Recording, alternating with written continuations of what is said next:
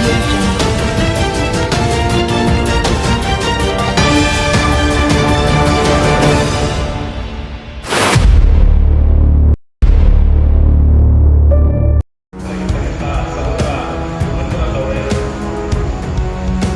ನಮ್ಮ ಸಮುದಾಯದ ಹಿರಿಯ ನಾಯಕರು, ಹಿರಿಯ ವಕೀಲರು ಆಗಿರುವಂತಹ ಅರುಣ್ ಕುಮಾರ್ ಅವರೇ, ದೇವರಿ ಅವರೇ ಮತ್ತು ನಮ್ಮ ಸಮುದಾಯದ ಇತಿಹಾಸದ ಬಗ್ಗೆ ಹಲವಾರು ಪುಸ್ತಕಗಳನ್ನು ಬರೆದು ನಮ್ಮ ಧಾರ್ಮಿಕ ಚರಿತ್ರೆಯನ್ನು ದಾಖಲು ಮಾಡಿರ್ತಕ್ಕಂಥ ಹಿರಿಯರು ಆಗಿರ್ತಕ್ಕಂಥ ಮಸಿ ನಾರಾಯಣರವರೇ, ವಿಶೇಷವಾಗಿ ಬಹುಜನ ಮೂವ್ಮೆಂಟಲ್ಲಿ ಗುರುತಿಸಿಕೊಂಡು ಹಲವಾರು ಕಾರ್ಯಕ್ರಮಗಳನ್ನು ಮಾಡುತ್ತಾ ರಾಮನಗರ ಜಿಲ್ಲೆಯಲ್ಲಿ ಸಮುದಾಯವನ್ನು ಸಂಘಟನೆ ಮಾಡಿ ರಾಜಕೀಯವಾಗಿ ಗುರುತಿಸಿಕೊಂಡಿರ್ತಕ್ಕಂಥ ಯುವ ಪ್ರತಿಭೆ ಗುರುಮೂರ್ತಿ ಅವರೇ, ಪ್ರೇಮಕ್ ಅವರೇ ಮತ್ತು ಬೆಂಗಳೂರಿಂದ ಬಂದಿರತಕ್ಕಂಥ ಹನುಮಂತರಾಯಪ್ಪ ಅವರೇ ಮತ್ತು ಇಲ್ಲಿ ನಮ್ಮ ಸಮುದಾಯದ ನಿವೃತ್ತ ಅಧಿಕಾರಿಗಳು ತುಂಬ ಜನ ಬಂದಿದ್ದಾರೆ, ರಾಜೇಂದ್ರ ಬಂದಿದ್ದಾರೆ, ತುಂಬ ಜನ ಬಂದಿದ್ದಾರೆ, ಮಾಧವ ಬಂದಿದ್ದಾರೆ, ಆಂಧ್ರ ಬಂದಿದ್ದಾರೆ, ತುಂಬ ಜನ ಮೈಸೂರು ಭಾಗದಿಂದ ಈ ಒಂದು ಕಾರ್ಯಕ್ರಮಕ್ಕೆ ಬಂದಿದ್ದಾರೆ, ನಮ್ಮ ಇತಿಹಾಸ ಬಂದಿದ್ದಾರೆ, ಶಿವರುದ್ರಣ್ಣ ಬಂದಿದ್ದಾರೆ. ತಮ್ಮೆಲ್ಲರೂ ಕೂಡ ಈ ವಿಶೇಷವಾದ ಸಂದರ್ಭದಲ್ಲಿ ಆಗಿರ್ತಕ್ಕಂಥ ಸಹೋದರ ಮಂಜುನಾಥ್ ಅವರೇ, ನಮ್ಮ ಸಮುದಾಯದ ಹಿರಿಯ ನಾಯಕರು, ಹಿರಿಯ ವಕೀಲರು ಆಗಿರುವಂತಹ ಶ್ರೀಯುತ ಅರುಣ್ ಕುಮಾರ್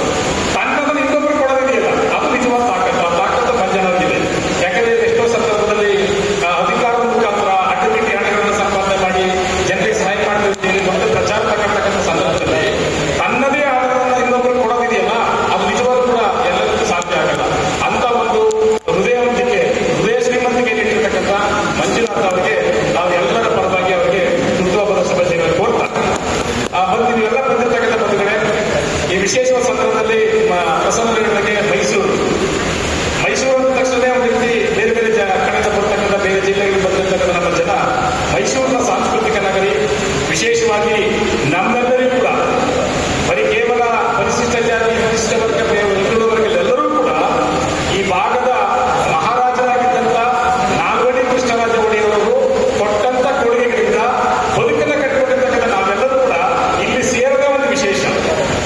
ಭಾರತ ದೇಶದಲ್ಲಿ 563 ಸಂಸ್ಥಾನ ರಾಜ್ಯ ಸಂಸ್ಥಾನಗಳಿದ್ರೂ ಕೂಡ ಕೇವಲ ವಿಶೇಷವಾಗಿ ನಿಲ್ಲುವಂಥದ್ದು ಮೈಸೂರು ಸಂಸ್ಥಾನ ಮಾತ್ರ.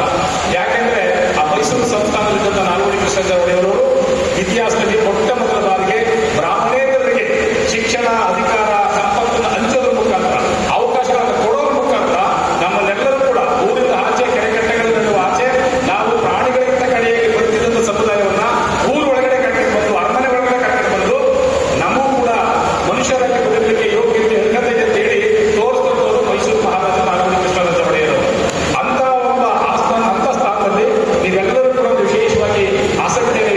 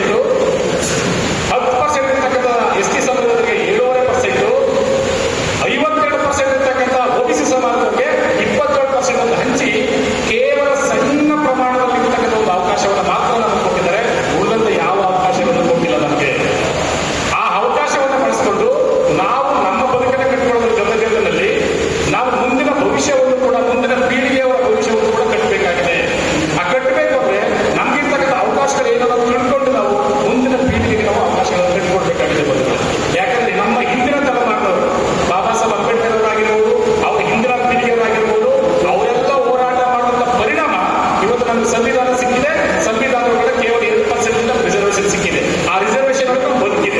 ಕನಿಷ್ಠ ಆ ರಿಸರ್ವೇಶನ್ ನಾವು ಉಳಿಸ್ಕೊಳ್ಳುವಂತ ಕೆಲಸವನ್ನ ಮಾಡಬೇಕಾಗಿದೆ. ಅದೆಲ್ಲ ತಮಗೆಲ್ಲ ಗೊತ್ತಿದೆ. ನಾಡಿನಾದ್ಯಂತ ಒಂದು ಚಳುವಳಿ ನಡೆದು ಇವತ್ತು ಏನೋ ಹಂತಕ್ಕೆ ತಲುಪಿದೆ. ಅದು ಅರ್ಧ ತಲುಪಿದೆ, ಅದರಲ್ಲಿ ಒಂದು ಕಡೆ. ನಾನು ಈ ಸಂದರ್ಭದಲ್ಲಿ ಒಂದು ಮಾತನ್ನು ಹೇಳಕ್ಕೆ ಇಷ್ಟಪಡ್ತೇನೆ. ನಾವು ಏನ್ ನಿರೀಕ್ಷೆ ಇಟ್ಕೊಳ್ತೀವಿ ಅಂದ್ರೆ, ನಮ್ಮ ಬದುಕು ಬದಲಾಗಬೇಕಾದ್ರೆ, ನಮ್ಮ ಹಕ್ಕುಗಳು ರಕ್ಷಣೆ ಆಗಬೇಕಾದ್ರೆ, ಸಂವಿಧಾನದಲ್ಲಿ ಸಿಕ್ಕಿರ್ತಕ್ಕಂಥ ಅವಕಾಶಗಳನ್ನು ಉಳಿಸಿಕೊಂಡು ಬದುಕಬೇಕಾದ್ರೆ ನಮಗೆ ರಾಜಕಾರಣಿಗಳು ಬೇಕು ಅಂತ ಅಂದ್ಕೊಂಡಿದ್ದೀವಿ.